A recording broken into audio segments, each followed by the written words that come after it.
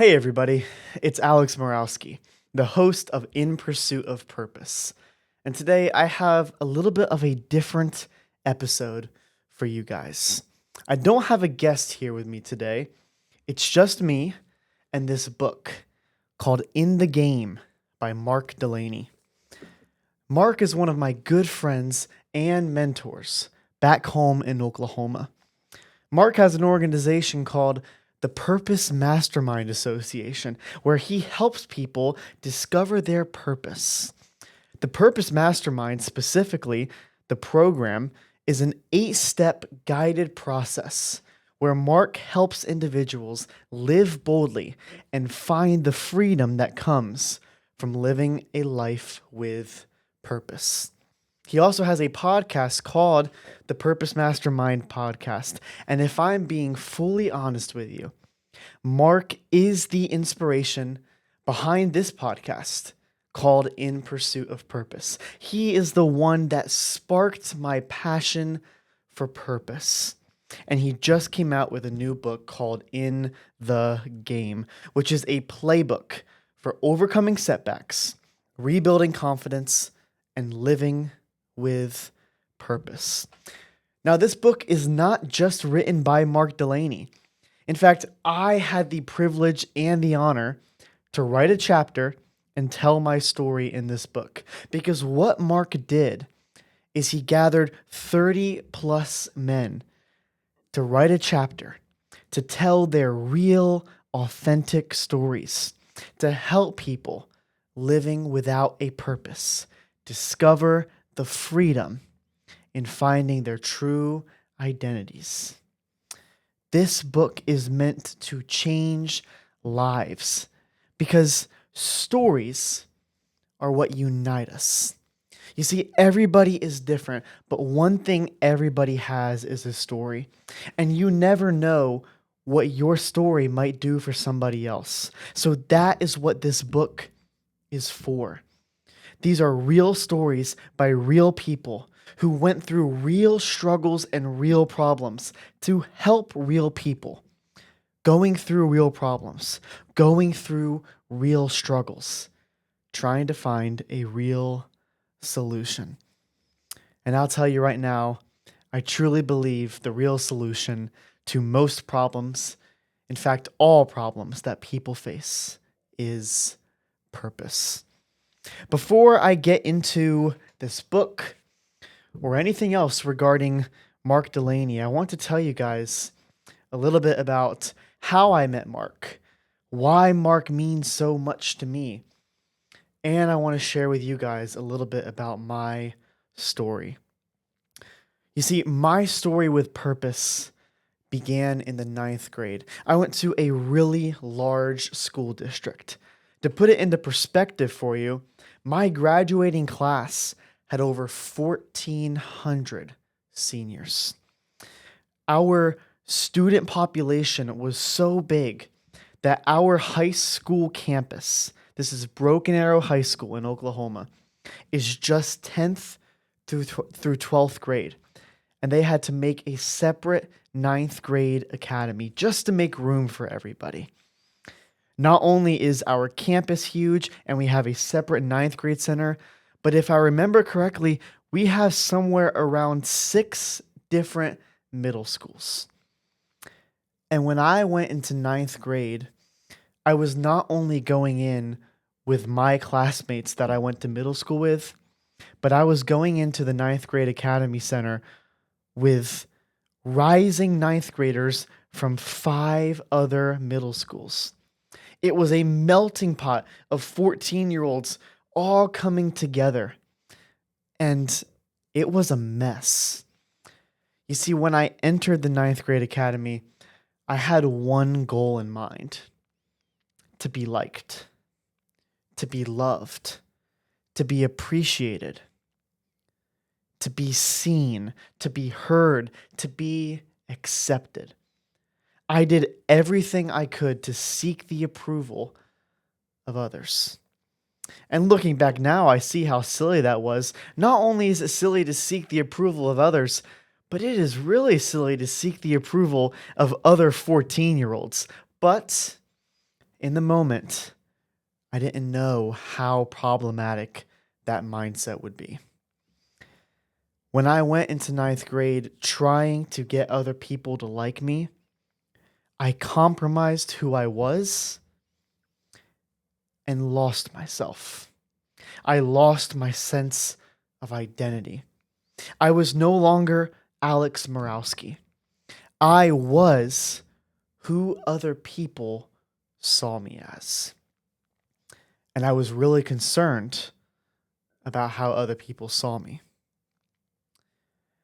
In the process of trying to get the approval of everybody around me, not only did I lose my sense of identity, but I lost my sense of purpose. And purpose is your anchor.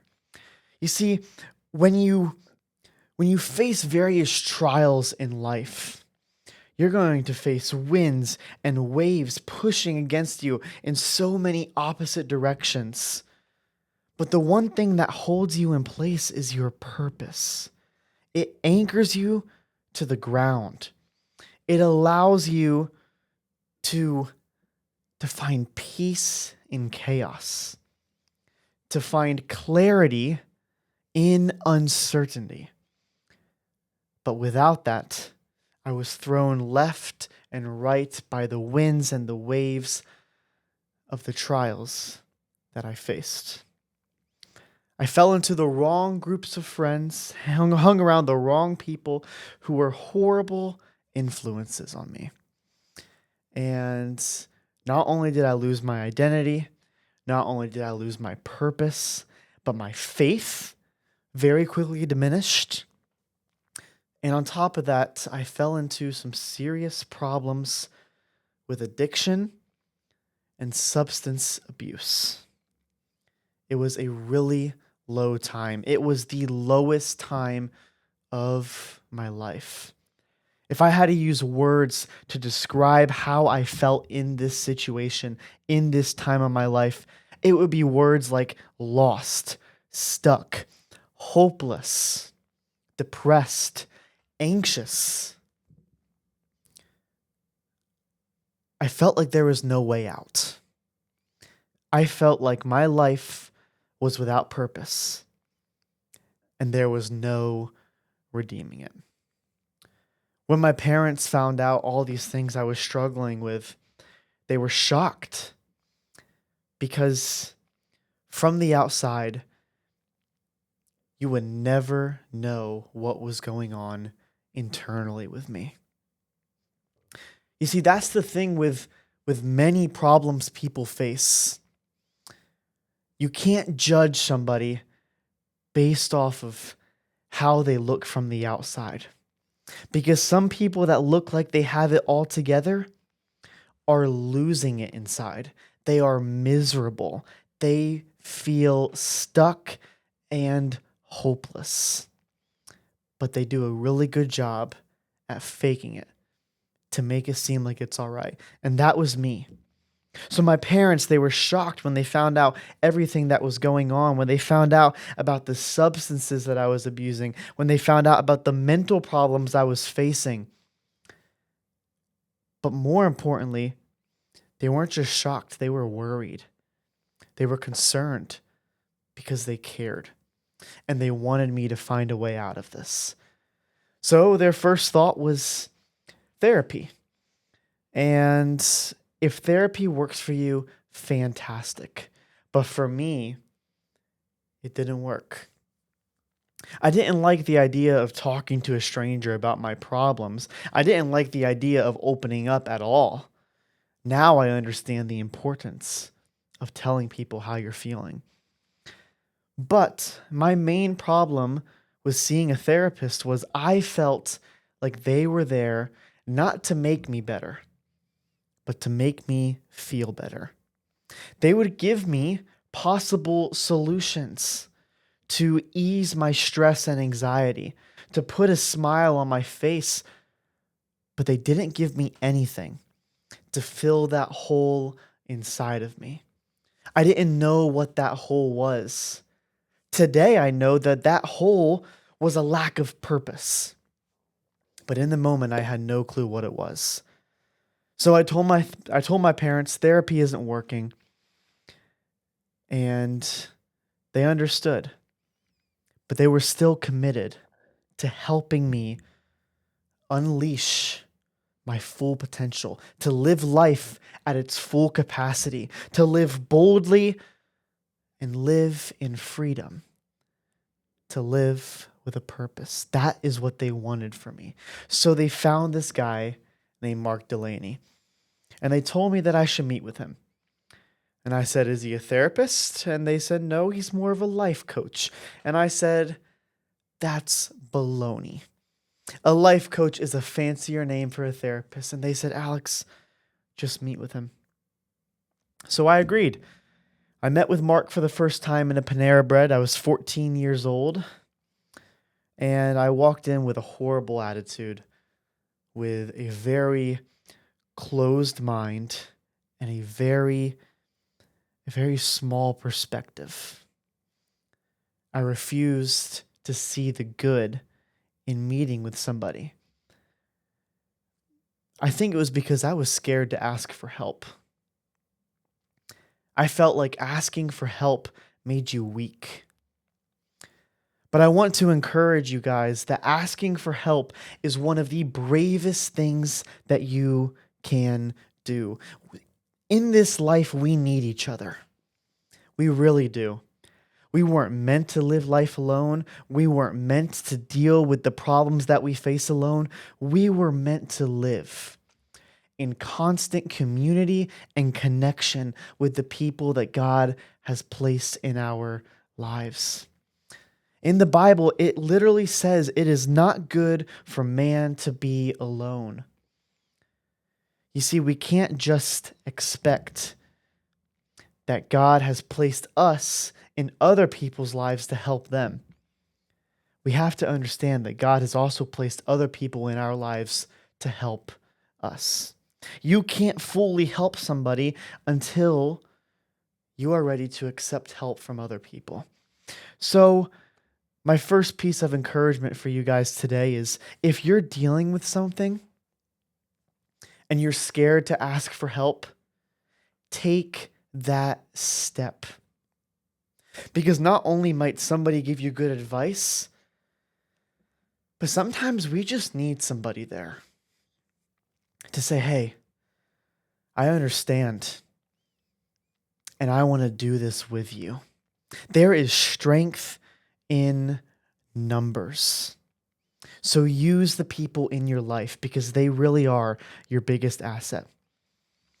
But anyway, back to the Panera Bread story. I walked into Panera Bread expecting Mark to ask me, "Hey, what's going on? Where'd you mess up? What are you doing?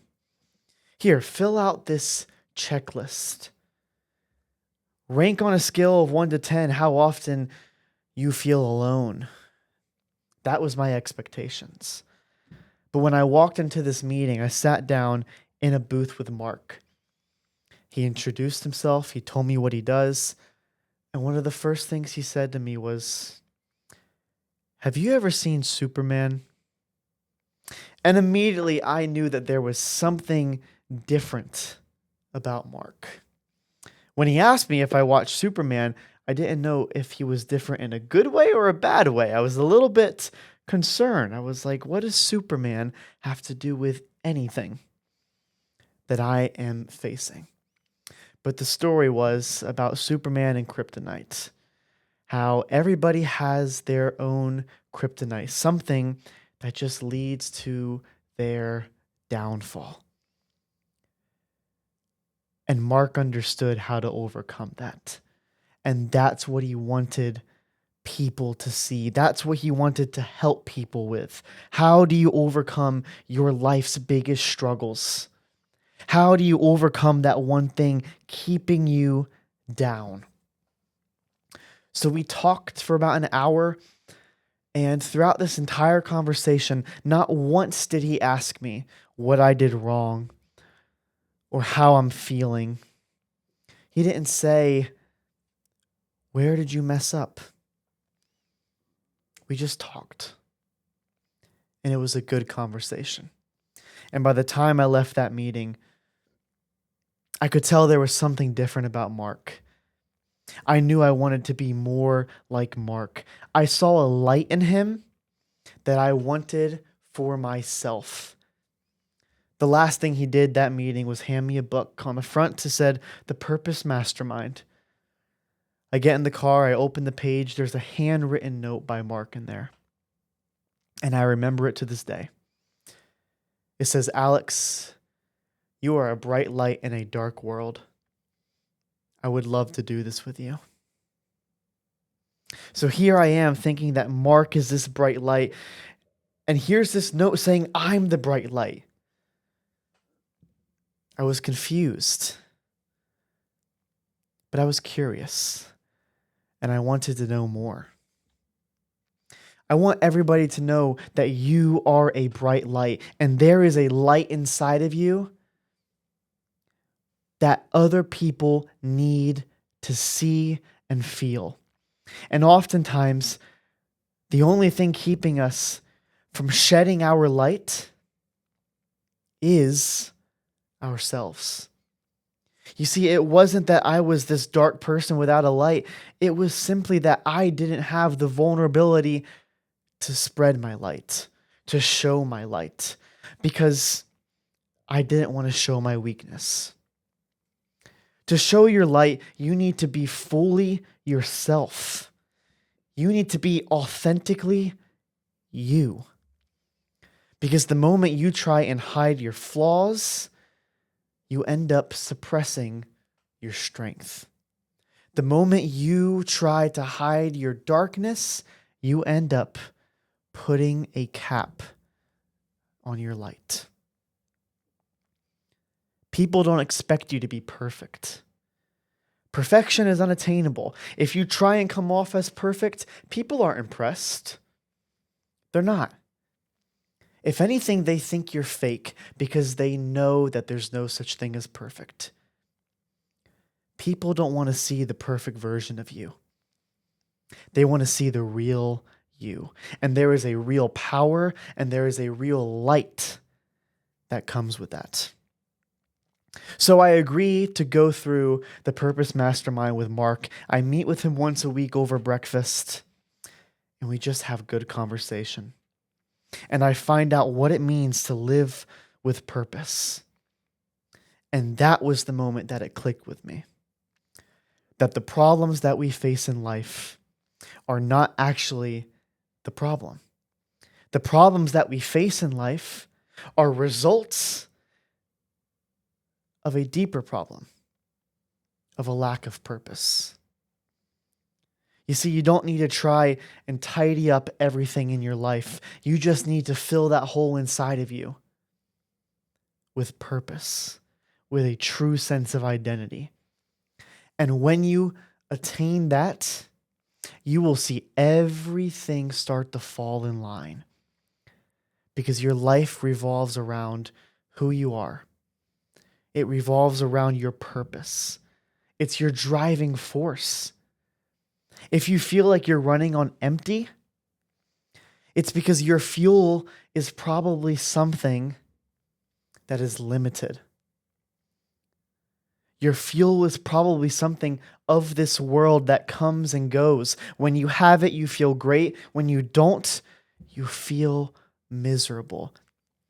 But purpose allows you to live with true joy and freedom, no matter what your external circumstances look like. This is why I started the podcast In Pursuit of Purpose. Not to try and imitate Mark, but because of what Mark has done for me, I now have that same burden that Mark had for me for everybody else that is living in a compromised state, without a purpose, without a true sense of identity. And if Mark did that for me, then I want to do that for other people. By the end of our 8-step process of the Purpose Mastermind, Mark asked me, "What is your purpose?" And I told him my purpose is to help others. I didn't know exactly what that meant or what that looked like, But I knew that if that was my driving force behind all of my actions and all of my decision making, then I would find real fulfillment. I think we were all put on this earth to help each other out. We need the gifts that other people have. Think of everybody in this world, everybody in your life as one big body. And let's say you're the foot. Now, if you didn't have any of the other body parts, you would be really good at doing what a foot does. But you would be really horrible at doing what a body does. One of the first steps to freedom, in my opinion, is realizing that you can't do it all. That you can't go far alone. I remember this one quote that my JV high school soccer coach told me. It's some ancient proverb that says, if you want to go fast, go alone. But if you want to go far, go together. There's power in people. There's strength in numbers. Iron sharpens iron. So use the people in your life to your advantage. Don't take advantage of them, but use them and treat them like they are everything, because they really are the most powerful asset in your life. You can do so much more with other people than you could ever do by yourself. That's just a little bit about my story. How I went from lost to found. From purposeless to purposeful. I now live with a new identity and a new purpose. And a huge part of that is thanks to Mark Delaney. So I want to share with you guys a little bit about this book. Mark asked 30 plus people to just share their story. He asked everybody the same 5 questions. And I'm going to share with you my story. It's 5 short pages out of this 260-page book. But stories unite us. And I want you to know my story. Because if it can help you out in any way, then I want you to hear it. And I'd encourage you after this to be bold and go share your story with somebody else. The first question he asked everybody was, describe a time in your life when you felt like you were on the sidelines. This book is called In the Game, and it's written for people living life on the sidelines. Because life is meant to be played on the field, on the court. When you're on the sidelines, you are watching your life go by. But when you are on the field, when you are in the game, you take control of your life. And you use your teammates to help you win. Here's my answer for this first question. A time when I lived my life on the sidelines was during my transition from middle school to high school, just like I talked about. The unfamiliarity of the new environment led to a series of problems. Fitting in, conforming to societal norms, grappling with self-confidence, and feeling like I had to have my whole life figured out in one moment. These are all normal struggles that every man faces, but what you do when you face these things will determine how they affect you. There are 2 choices you can make when you are faced with such problems: respond or react.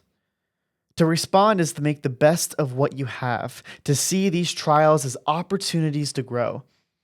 To respond is to stay in the game. In contrast, to react is to let the game get the best of you. It is to throw in the towel and resign. To react is to step down, exit the game, and live life on the sideline. My problem wasn't what I was facing, but how I chose to deal with it. Instead of addressing my issues, I buried them, unaware that I was actually planting them, and what you plant will grow. I left the path of optimism and ventured into a dark forest, consumed by fear and loneliness, afraid of failure and convinced that I had no future or purpose. I found myself hanging out with the wrong people and falling victim to multiple traps, such as substance abuse. My only goal was to make it through the next day. I loved going to sleep and I hated waking up. I saw myself as weak and unstable and fell into a state of depression and anxiety. I worked hard to try and prove myself to people that I had nothing to prove to, and this only wore me out more. After a while, I receded from the sidelines and into the stands, becoming a spectator of my own life. I didn't care about a single thing.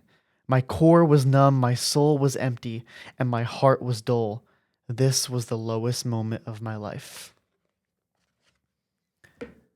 I talked about it a little bit at the beginning of this episode, but this really shows the severity of what I was facing. And I know that there are people who are listening that might be in the same situation that I was in ninth grade. You feel lost. You feel trapped. Something happened and you decided to exit the game, to be a spectator of your own life. You look like you have it all on the outside, but you are empty and running on fumes on the inside. This is my story, and this might be a situation that some of you guys are facing. In fact, I know it probably is, because everybody has a different story, but everybody's story kind of follows a similar storyline. We start out on this wonderful looking road of life with endless opportunities ahead of us, and then something happens. Either we mess up or somebody does us wrong. We face a circumstance that just feels like it's too much to bear. And instead of stepping up in vulnerability, in courage, in bravery, in faith, we step down and recede. We accept these losses as final, and we trap ourselves behind a prison wall that we have created for ourselves. The next question that Mark asked everybody to answer was, how did you get back into the game? And here was my answer. To get back into the game was a long but simple process. One thing I realized is whether you are in the game or on the sidelines is all determined by your perspective. There is power in your perspective. How you see your situation dictates how you face different circumstances, which determines how you live your life. Here's a good way to visualize that. Imagine you are in a jail cell. You feel trapped and isolated. You trick yourself into thinking there is no way out. And this was me for the longest time. I would sit in my cell all day long just thinking, oh well, I guess this is my new way of life. There would be times where I would get angry and upset and start frantically looking for a way out. However, there was no key in sight. I started lashing out, blaming others for my current situation, and this is where perspective came into play. What I didn't know at the moment was this cell that I was trapped in was actually unlocked the whole time. I may have shut the door on myself, but I was never locked in. I just told myself that it was locked and never even attempted to get up, walk out of my cell, and live my life again. When this perspective changed, the next step was the most crucial.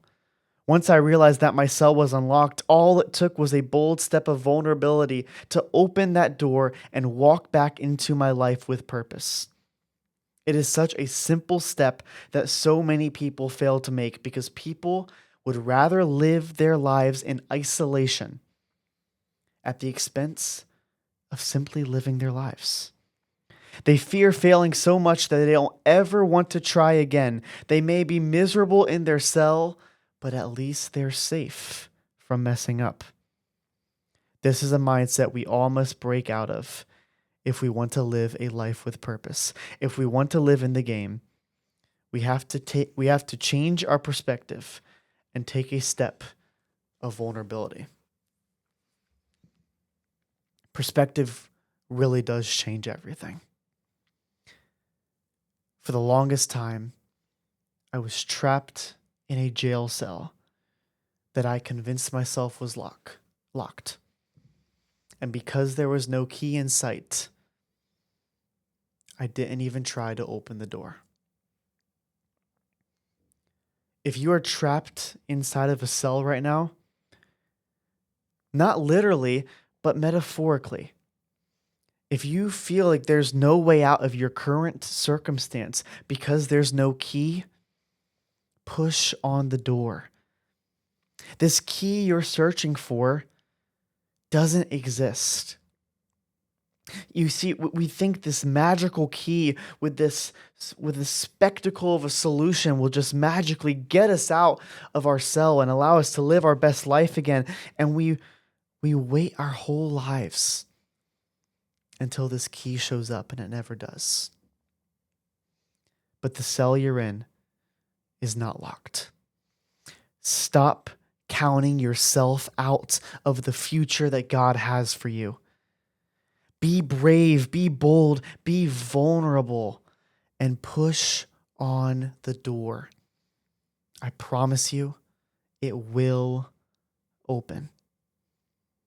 You need to change your perspective and take a step of vulnerability. The next question was, how do you stay in the game?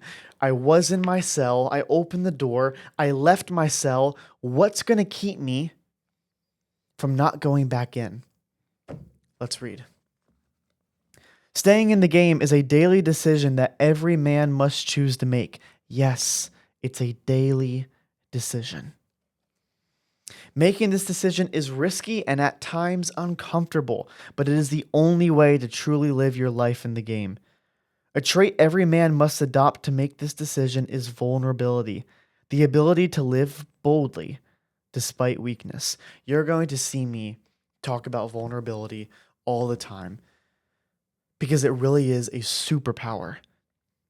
The key that you're looking for is your own vulnerability, the ability to be bold despite weakness, the ability to be bold in your weakness. Vulnerability doesn't make you weak. It reveals your strength. It shows you're human, and it allows you to live authentically. Vulnerability is to try and try again despite the chances of failure. This is how we must live our lives. Vulnerability not only gets us back into the game, but it is the thing that keeps us there. It allows us to live and walk in real power as we overcome weakness and use our struggles to propel us forward. One thing every man has to accept and understand is that living in the game does not mean you don't face problems. Every day you will face dirty opponents. You will hear obnoxious fans shouting at you. You'll have a selfish teammate trying to hold you back. You'll have coaches griping at you, attempting to beat you down. But when you are in the game, these are good problems to be facing. These are problems that will set you up for your biggest successes. Change your perspective and play with vulnerability. Yes, playing in the game, you will face problems. I played soccer growing up, and when I played on the field, there were always teammates that made me frustrated. There were selfish ones, there were ball hogs. There were people that were hard to play with. There were coaches that weren't very nice, that weren't very encouraging, motivating, inspiring, but instead beat down on you. And at times made you feel like crap. There were fans that would shout at you. There were eyes on you at all times. There was pressure.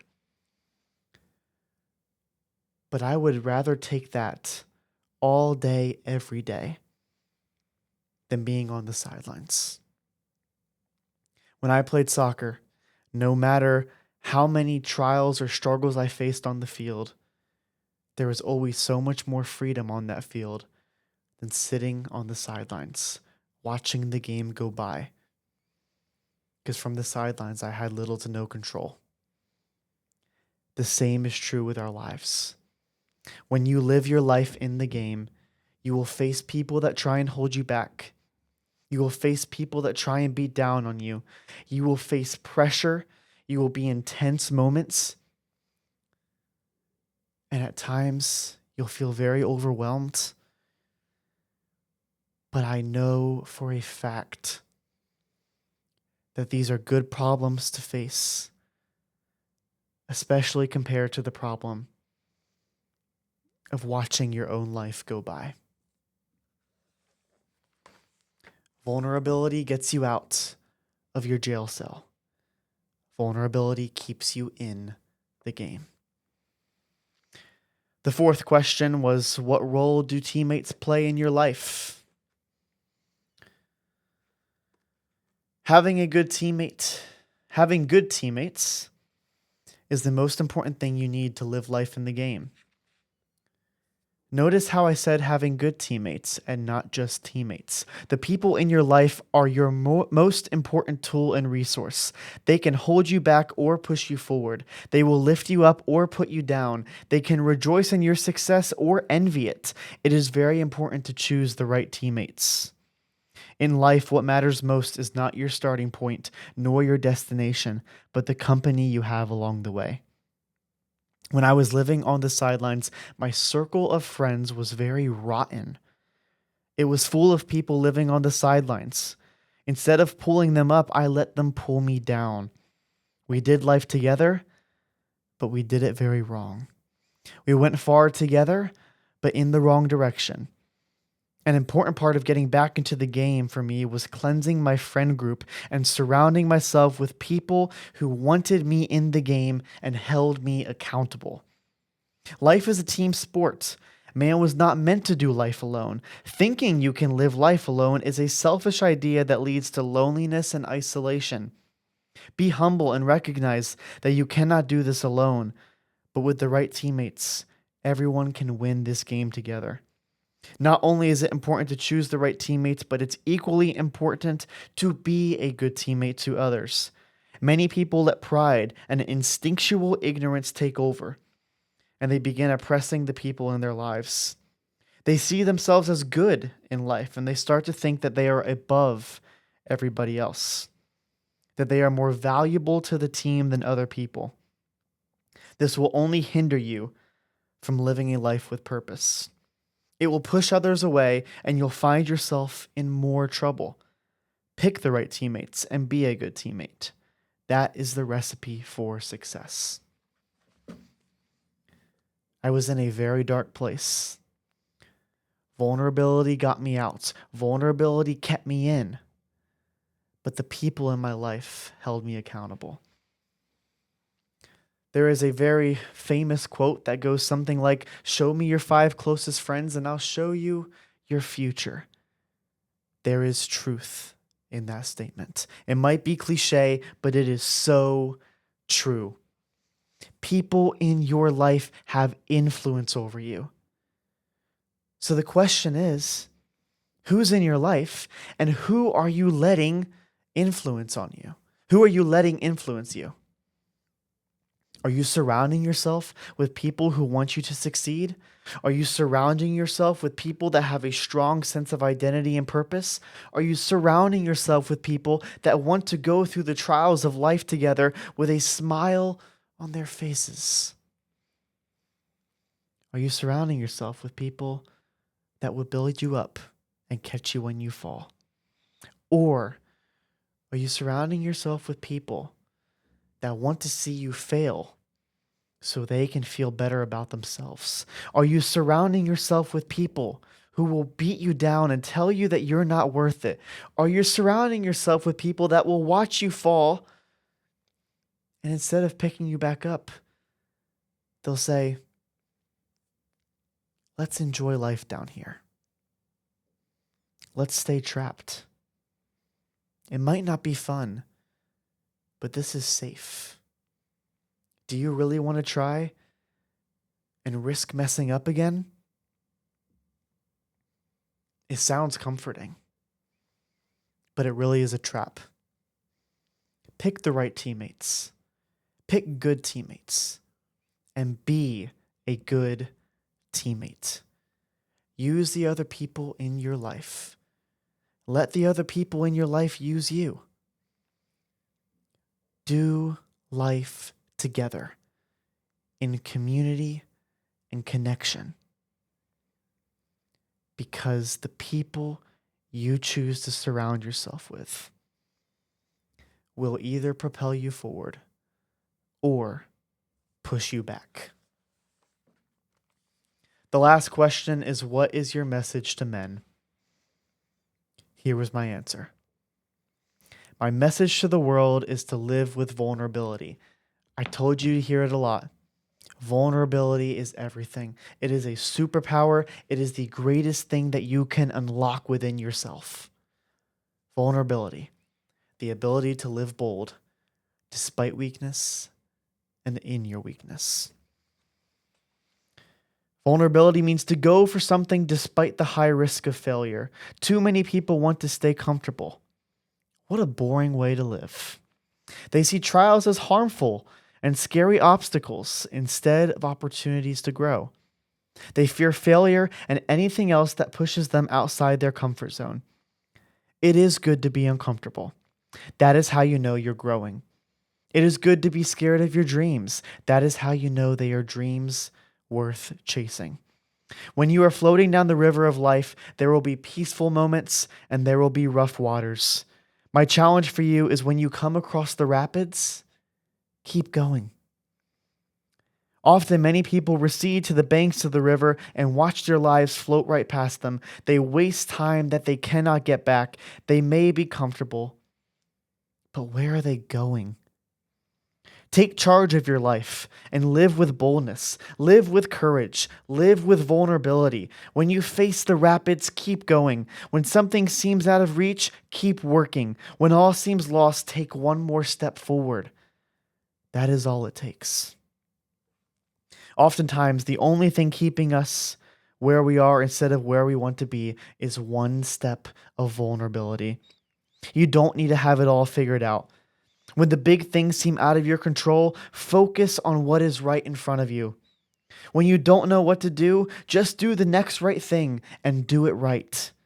You may fail again and again and again, but with the right perspective, you are not failing. You are learning how to do it better. You are growing. Don't let your life go right past your face. Don't let your dreams get too far out of reach. Live with vulnerability and love what you do. Vulnerability gets you out of your cell. Vulnerability keeps you in the game. Vulnerability allows you to keep going when all seems lost. I know I've said vulnerability probably 50 times so far, but I can't stress the importance of it enough. Guys, all you need to do is take one step. No matter where you are in life, you just need to do the next right thing and do it right. You need to have a vision of where you want to go, but you don't need to have a game plan lined up for every step of the way. If you take it one step at a time, the next steps will just start revealing themselves to you. If you can't shoot big, shoot small. Because when we see somebody that seems to have one big step, one big leap to greatness, that's not how they actually got there. You might have seen the last step that took them to greatness, but you didn't see the thousands of steps they took along the way to get there. One big success is really the result of 1,000 small successes. And it takes courage And it takes vulnerability to keep going when you don't have it all figured out. Stop waiting until you are ready. Stop waiting until it all seems clear. Stop waiting until you have it all figured out. Just live your life. You only get one of them. Don't waste time you'll never get back. Don't watch your life float by. Don't say, I'll do it when I feel ready. Instead say, I'm going to do it. And I might fail, but I'll learn how to do it better, and I'll try again. And I'm going to keep taking steps. I'm going to keep moving in the direction that my purpose is driving me towards. That is the secret to success. Vulnerability, friendship, togetherness, courage, bravery, teammates. I want to encourage you guys to order this book. You can find it on Amazon. The link will be in the description of this video if you're watching on YouTube. This link will be in the description on Spotify if you're listening there. I shared 5 pages out of this 260-page book. I shared my story, but there's over 30 other stories in here that might just set you free. Please, I encourage you, order yourself a copy. Read the real stories of real people that went through real problems. And I encourage you to go out and share your story with somebody that might need to hear it. Guys, you have a purpose, and you can live it out. You can live boldly. You can walk in freedom. I know you can, because I'm doing it right now, and I haven't always done it. If you're living life on the sidelines, take a step of vulnerability. Choose your teammates wisely, and get back into the game. Take hold of your life, and don't let it pass by. Be propelled by the purpose that God created you for. And remember that your most important resource in your life are the people that God has placed in your life. Have a great day.